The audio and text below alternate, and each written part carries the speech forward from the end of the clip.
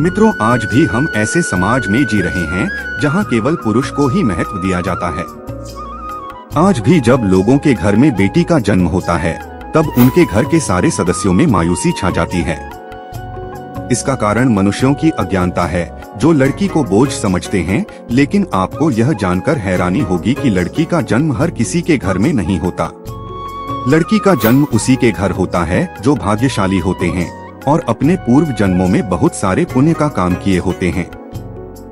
आज के इस वीडियो में हम जानेंगे कि भगवान किसके घर में लड़की का जन्म देने के लिए चुनाव करते हैं और वह कौन से पुण्य कर्म है जिसके कारण व्यक्ति बेटी का माँ बाप बनता है। हमारे इतिहास में वर्णित ऐसी कई बात बताएंगे जिससे साबित हो जाएगा कि बेटी का जन्म बोझ नहीं सौभाग्य होता है। तो आप हमारे इस वीडियो में अंत तक जरूर बने रहिए। महाभारत में वर्णित है कि एक दिन भगवान श्री कृष्ण से अर्जुन पूछते हैं कि हे माधव, किन कर्मों के कारण किसी के घर पुत्री धन की प्राप्ति होती है, अर्थात कैसे घरों में बेटियों का जन्म होता है। तब भगवान श्री कृष्ण अर्जुन से कहते हैं, हे पार्थ, अगर किसी के घर बेटे भाग्य से होते हैं तो बेटियां सौभाग्य से होती हैं। और जो भी स्त्री या पुरुष अपने पूर्व जन्म में बहुत सारा पुण्य कार्य किए होते हैं उन्हें ही एक बेटी के माता पिता होने का सौभाग्य प्राप्त होता है। इतना ही नहीं, बेटियों के जन्म के लिए उन्हीं घरों को चुना जाता है जो बेटियों का भार सहन कर सके, क्योंकि तीनों लोकों में स्त्री अर्थात बेटियां ही ऐसी होती है जिसका भार हर कोई सहन नहीं कर सकता। वो बेटियां ही होती है जो घर वालों और अपनों की खुशी के लिए अपना हर एक चीज न्यौछावर कर देती हैं। अर्जुन, लेकिन जिस दिन इस सृष्टि में बेटियों का जन्म लेना रुक जाएगा उस दिन सृष्टि भी ठहर जाएगी और इस सृष्टि का अंत हो जाएगा। मित्रों, भगवान श्री कृष्ण के इन बातों पर गौर किया जाए तो उनका कहा बिल्कुल सही है, क्योंकि अगर इस सृष्टि में बेटियां नहीं होगी तो किसी का भी वंश आगे नहीं बढ़ सकता। आपने भी कई लोगों को कहते हुए जरूर सुना होगा कि जिस घर में बेटी का जन्म होता है वो घर स्वर्ग के समान होता है, क्योंकि बेटा तो केवल एक कुल को रोशन करता है लेकिन बेटियां दो कुलों को रोशन करती है। माता पिता के घर वह एक बेटी के रूप में अपना उत्तरदायित्व निभाती है तो ससुराल आकर बहू के रूप में अपनी पूरी कर्तव्य का पालन करती हैं। दोस्तों, आजकल आप सुनते ही होंगे कि बेटियां या फिर बहू परिवार में किसी की मृत्यु हो जाने पर उसका पिंडदान नहीं कर सकती, लेकिन यह बिल्कुल भी सही नहीं है, क्योंकि रामायण में बताया गया है कि प्रभु श्री राम के पिता राजा दशरथ की जब मृत्यु हो गई तो माता सीता अर्थात राजा दशरथ की बहू ने ही उनका पिंडदान किया था, जिससे उन्हें जन्म मरण के इस चक्र से मुक्ति मिल गई थी। इतना ही नहीं, हिंदू धर्म शास्त्रों में बताया गया है कि बेटियां भी अपने पिता के नाम का पिंड दान कर सकती है। वहीं अगर ससुराल पक्ष में कोई पुत्र नहीं है तो इस स्थिति में बहू भी पिंडदान कर सकती है। इसलिए मित्रों, वो लोग बहुत ज्यादा किस्मत वाले माने जाते हैं जिनके घर एक बेटी का जन्म होता है। वही वो प्रबल किस्मत के होते हैं जिनके घर एक से ज्यादा बेटियां जन्म लेती हैं। शायद यही कारण है कि बेटियों को लक्ष्मी का दर्जा दिया गया है। बहुत से लोगों की सोच होती है कि बेटी है तो बिना समय गवाएं और पढ़ाई में पैसे खर्च किए जल्द से जल्द शादी कर दो, लेकिन यह छोटी सी सोच बेटी के भविष्य को बर्बाद कर देती है। जरा सोच कर देखिए, एक बच्चे के मन में कितने सपने होते हैं। उसे कुछ हासिल करना है, उसे कुछ बनना है, लेकिन यह सपने केवल सपने बनकर रह जाते हैं। इसलिए अपने बेटियों को सपने पूरे करने देना चाहिए। उन्हें जीवन में हर वो खुशी दें जो उन्हें मिलनी चाहिए। एक बेटे से ज्यादा बेटी हमेशा अपने माता पिता के लिए सोचती है। माता पिता को प्यार और अपनापन केवल बेटी ही दिखा सकती है। बेटी के जन्म को एक जश्न की तरह मनानी चाहिए। माता पिता को बेटी को हमेशा एहसास दिलाना चाहिए कि वह कितनी खास है।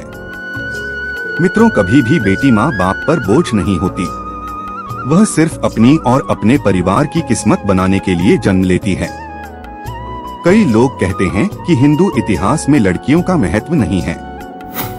धन की देवी लक्ष्मी हो, दुर्गा हो या घोर रूप में महाकाली, नारी सर्वस्व पूजी गई हैं।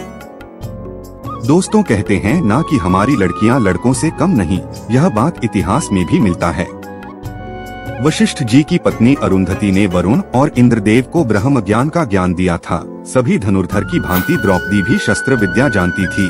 महाभारत में वर्णित है कि द्रौपदी अर्थशास्त्री थी और युधिष्ठिर के राज कार्य में सहयोग करती थी।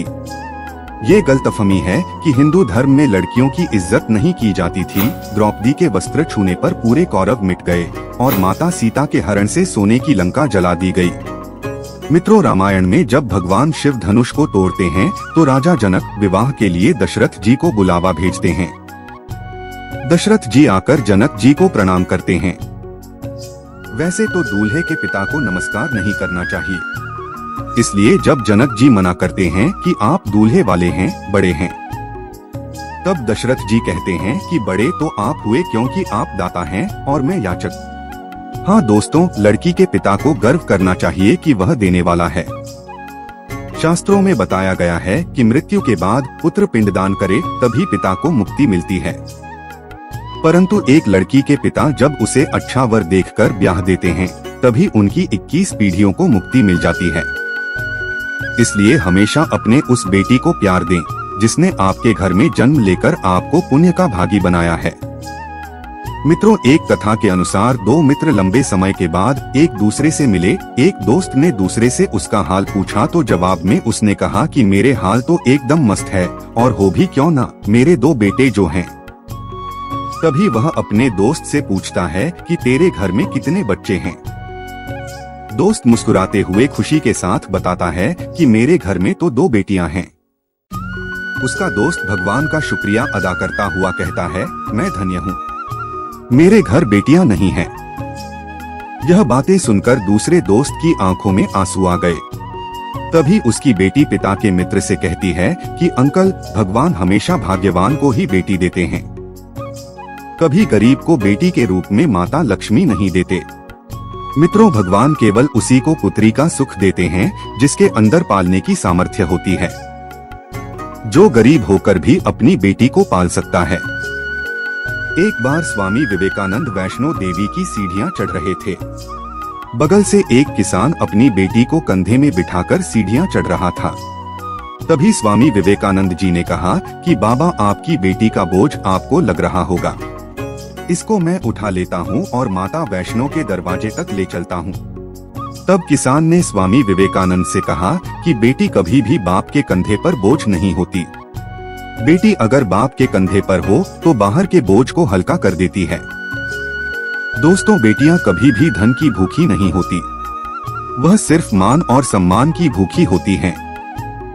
अब आप यह जरूर सोच रहे होंगे कि कौन से कर्म करने के बाद किसी के घर में बेटी जन्म लेती है। गरुड़ पुराण में बताया गया है कि जो मनुष्य सदा ही पुण्य करता है और दान धर्म करता है, उसी को अगले जन्म में स्त्री रत्न पुत्री रूप में प्राप्त होती है। यदि आपकी कोई बेटी नहीं है तो आप किसी सगे संबंधी या किसी गरीब की बेटी को पढ़ाने मदद कर सकते हैं और उसके विवाह करवा सकते हैं, जिससे पूर्ण रूप से पुण्य का फल मिलता है। मित्रों, आज आपने जाना कि बेटी का जन्म किसके घर में होता है और कौन से कर्म करने से बेटी पैदा होती है।